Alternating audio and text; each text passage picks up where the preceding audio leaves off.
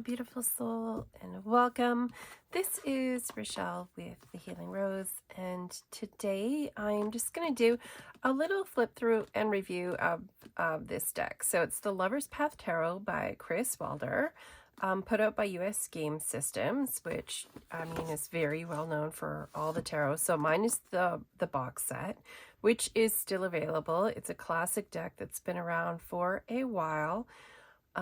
It is known for being a little bit of a larger deck. All right, so I don't know what has happened with that. I have the little poster somewhere. So it comes in the box set with a little poster with a layout on it, with a custom Lover's Path spread. So this box is the size that the deck is. So I have my extra cards that I leave out.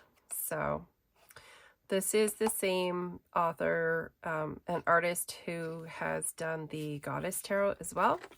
It comes with a little book, which is handy because the names of several of the major arcana have been changed. So let's take a look at that. So I mean, I actually kind of like the take on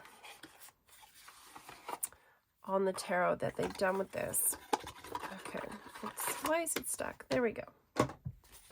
So I purchased this deck, I'm gonna say maybe it was 15 years ago, maybe longer. So it is larger.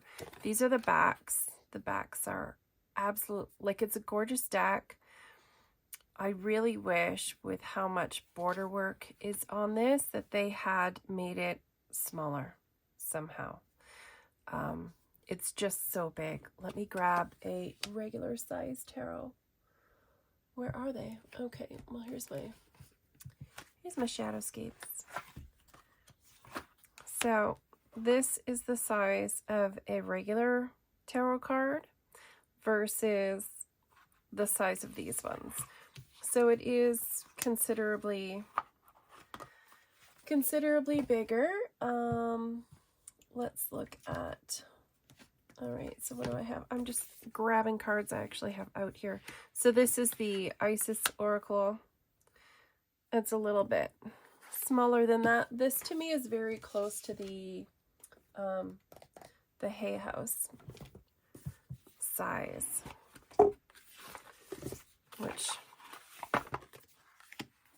is, it's pretty spot on. So it's basically like a full oracle size, which is why I find it's one that I don't use a lot, because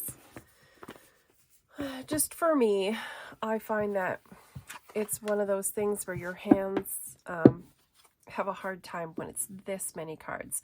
I haven't edged this deck yet. I'm still trying to find the perfect red to match to do my edges.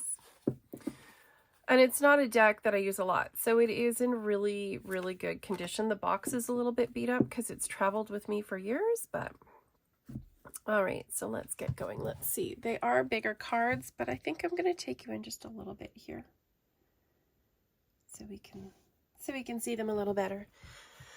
Okay, so the first card, the Fool card. So each of the majors have a famous couple from history, famous lovers. So this card, the Fool, the lovers are Tamino and Pamina, and this is based on characters from the Magic Flute.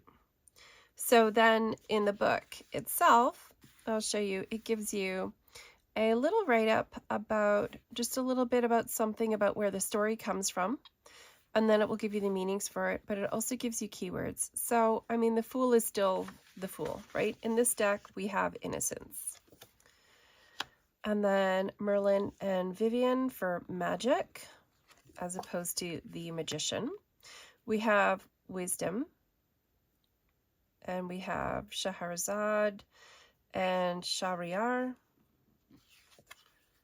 We have Cleopatra and Caesar for fertility for the Empress. Arthur and Guinevere for power, which this one has like an interesting take instead of the Emperor, right?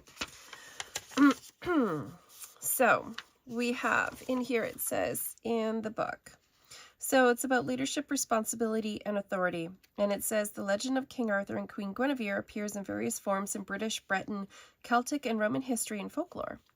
From the first moment he saw her willowy form, Arthur loved Guinevere, the daughter of King Leodegrace of the North. But Guinevere loved Lancelot, the king's most loyal knight. Though Merlin warned Arthur that another woman would bring him greater happiness, the king's heart was irrevocably set. Arthur used his power to marry Guinevere, just as he used his power to rule wisely. So, like, this card kind of tells me, when I see it, just because you can do something doesn't mean you should, because it certainly didn't work out well in the end for them, right? So tradition, Romeo and Juliet. So this is for the Hierophant. We have, of course, the Lovers with Isis and Osiris. This card is absolutely beautiful. I love this one. Tristan and Isolde. So this is our Chariot card. We have Brunhild and Siegfried for strength. And then we have Abelard and Eloise for contemplation. The Hermit. Danae and Zeus for fortune. Penelope and Odysseus for justice. Orpheus and Eurydice for sacrifice. Persephone and Pluto for transformation, which I find it very interesting, you know, that they chose to go with the Greek name and the Roman name in this card. So, you know, why it wasn't Persephone and Hades, I'm not really sure. I thought that was an interesting choice that popped out at me. Venus and Vulcan for balance. So we have temptation instead of the devil card in this deck. We have oppression instead of our, pardon me, instead of our tower card. So it's interesting how some of the names have changed. It definitely makes for a different reading, right? We have Grace for the star. We have illusion for the moon. Awakening for the sun. Judgment somehow manages to stay the same. And then we have triumph for the world. So yeah, I kind of find it, I find it very interesting how there's so many changes in the majors.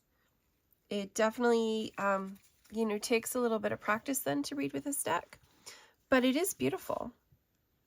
I do kind of wish that the borders, because the backs are so,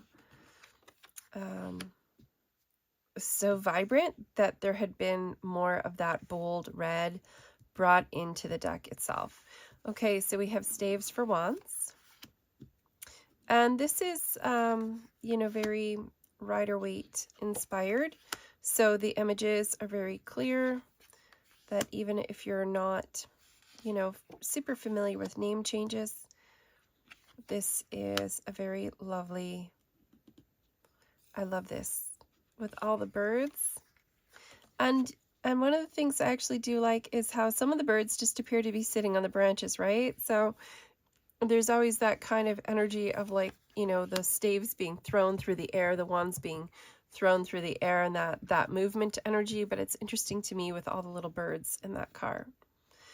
Okay, so we have our 9 and the 10.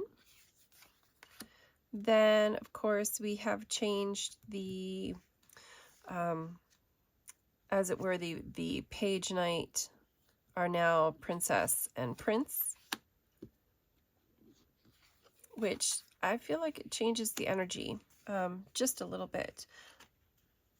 So, and in the book, of course, it does not give us, you know, too much about it. This is like the suit follows the story. In this case, staves follow Siegfried and Brunhild, right? So it's kind of like going through their story, but it doesn't necessarily describe too much the characters. So when we get to like the princess, it just gives us keywords. It doesn't tell us about the character. The prince, you know, we have a name, but it tells us nothing. Same with the king and queen. So, you know, I know there is a book that's out. I just I've never picked it up. I've seen it. I saw it once and then I was like, oh, do I really need that? And now I'm kind of like, yes, I did. Right? So that's how it is sometimes when you collect things. So I find it interesting, right? So each suit is a journey for the story of a different set of lovers as it goes through the stages. So cups are cups, and of course they still look we still have all of that Rider-Waite imagery. So even if you don't know or recognize the story of the pair of lovers that is featured in the Seven of Cups, whoops, then the imagery is still, you know, very easy to read with if you've ever had, you know, a Rider-Waite Smith-based deck. So we have Bragwin, Tristan, Isolde, who of course was someone else's queen when he showed up, and Mark. So, I mean, you know, that was never going to work. I don't know what they were thinking.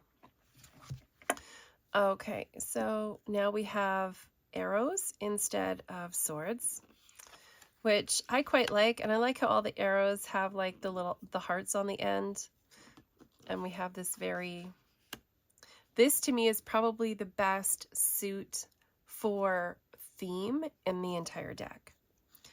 So, you know, that 3 of arrows, the 4 of arrows, to me, this actually feels like it's a suit about a pair of lovers and what they're going through, right? And the journey that they go on through the course of their relationship.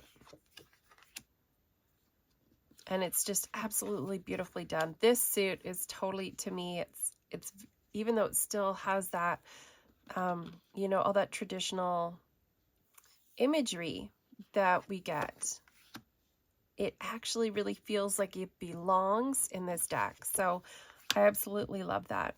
So we have Psyche, we have Cupid, we have Venus, which is interesting. You know, we have Psyche and Cupid. I feel like Venus should be Aphrodite, really, you know, and then Adonis. So it's interesting how we go back and forth between Greek and Roman, and we're mixing our pantheons there. That to me was like a little, just because I love mythology. And I've read a lot of mythology, and, you know, when I look at it and I'm like, it's like mixing metaphors, right? So we have the Ace of Coins, which again, I love that the coins here, instead of doing pentacles, which a lot of people in their decks put coins and then they show pentacles instead of actual coins or discs or something else. I like that we've used this imagery with the coin with the winged hearts on it, like we have on the back of the deck. I absolutely love that about this. So this actually really feels to me like it fits in with the theme. And it feels, you know, it feels like, to me, this gives me the feeling of it being the lover's path. Whereas I find, you know, I don't get the same sense of that in the first 2 suits that we looked at. It doesn't evoke that feeling quite so much. I would have loved if the coins actually had like a red heart in them. I feel like that would have popped right out, right? So we have, I feel like I flipped those really quick. So we have Danae, Perseus, Hera, and Zeus, the most contentious couple, I think, in the history of mythology, right? Zeus was not the best husband. So, all right, let's zoom the other way. So let's take a look.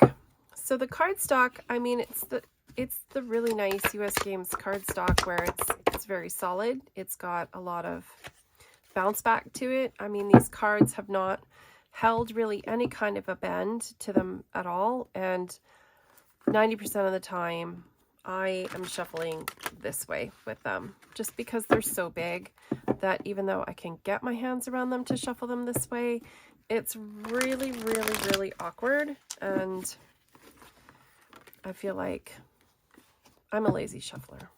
That's the reality of it. They're very smooth because they have that nice, it's a really nice cardstock because it came out years ago, so it doesn't have that weird sticky plastic feeling to it like some of the ones that were really shiny. Like I feel like it's kind of like a semi-gloss because it's not really a matte cardstock. It's just like a good quality cardstock. So it does come with a spread, a layout for the cards, and they're so big, I'm quite sure I actually don't have room to even demonstrate it properly, but we'll give it a go. Because I know I've just had to modify it a little bit for using on a smaller space, and usually what I do when I'm doing this layout is I actually use a smaller deck of cards. So let's see, where is our... Okay, so here we go. So the relationship spread, so you lay out 3 cards, and that's you. And then there's the center card, which is the heart of your issue. And then you lay out 3 cards, which is your partner. The bottom cards are your past, and the top cards are where you're going forward. Which to me, it feels like they're almost laid out in the wrong order. Because I feel like when you're going forward, those are the last 3 cards you lay out. But that's just me. Right? So, and you don't read the cards individually, you read them as a grouping. So you could just lay out card 1, 2, and 3, but then that's like most of my table.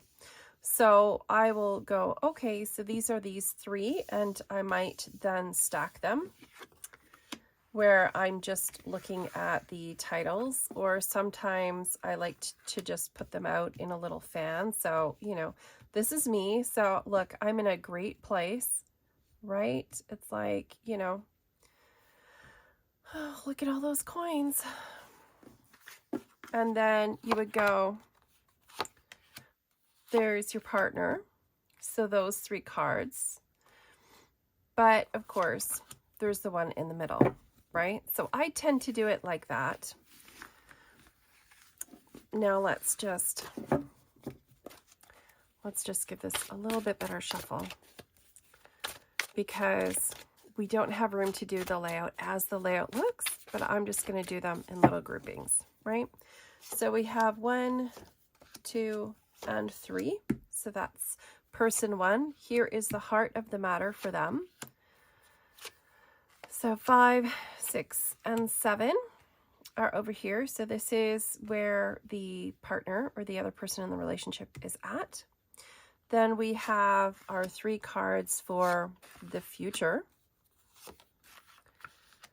And then we have our 3 cards for the past as it deals with this issue.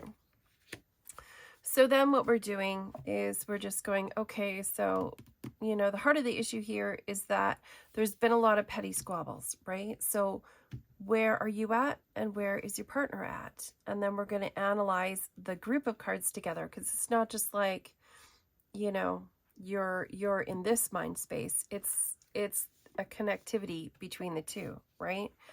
And so it's kind of interesting, right? So you're not reading one card, one card, one card. It's how the energy of 3 cards works together.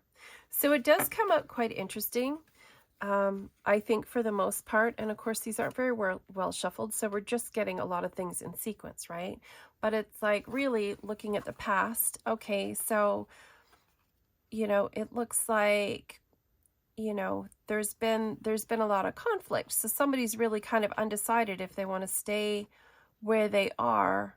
And, you know, is this really the place where are we emotionally mature enough to deal with what's going on, right? That King of Cups, right? Like, are you in an emotional good space? Maybe. what are we doing? Are we contemplating whether this is what we're going to do, or are we moving on? But there's some indecision there because, you know, there is some love. And then we look at the future going forward. To me, it says like there's work to be done. You can get through whatever's going to happen and come out with things positively in the end. But there definitely needs to be some work on actually bringing that relationship together, right? Bringing things into a positive space. So it's kind of neat how it works, right? It's like you can analyze where they are. It's like they're feeling like they love you, but you know, they're kind of reaching the point where it's like they're in a place where they're feeling exhausted and drained, and they can't really give it anymore right now into the relationship, right? They're kind of in a place where like a lot's going on and they just need to draw inwards. You might be the one that's like, you're really wanting more connection. You're wanting things to happen, you know. So I think it's interesting the way these cards play out together. They do read really well. I just find them a little bit more awkward to use. So I usually only use them, you know, come February when, you know, people are wanting to do love readings, because it is a really beautiful deck specifically for doing relationship readings, because it's not, you know, we don't have the death card. We don't have the devil. We don't, like, a lot of those have been translated into a different aspect that we're looking at that deals more, I guess, or that looks more closely at what is going on in a relationship, right? How someone is behaving, how well they are sharing with the other person. So it is a beautiful deck. It shuffles well. It's just a little bit larger. And it is, of course, still available. And it's one of those mass market decks that's actually, it's actually a really affordable deck. And just, I think just because, you know, it's not the new thing that they're trying to promote. So this was, I don't even know when I got this, 2004. And it was probably like 2 years old when I got it, when I picked it up. It wasn't, yeah, it was probably back in somewhere around maybe 2006, right? And so I still keep it in the box set because I don't use it a lot. So I do tend to just leave it in the box, and then I leave it stacked flat on my shelf. And it's held up really, really well. Definitely somewhere on the box. And if I get a chance to, I'm totally going to go and pick up the book that goes with this, because I would like to understand a little bit more the take that the author has on the mythology, like which aspect of the stories they chose to go with. You know, for the most part, a lot of it is quite clear, but some of it is, you know, some of it has a bit of mystery there for me, where I'm kind of like, what was the motivation behind it? We don't get that in the tiny white book, right? I almost wish this had been packaged in a set with the book. But it is absolutely lovely. So I hope you enjoyed that little walkthrough there. And, you know, maybe this is one that you're inspired to pick up if you plan on doing some readings in this coming up month of love of February and our Valentine's Day. All right, I hope that you have an absolutely wonderful day. If you've stuck around this long, thank you so much for watching. If you feel called to, I would love if you would give me a little thumbs up, and I hope you have a wonderful day. Take care.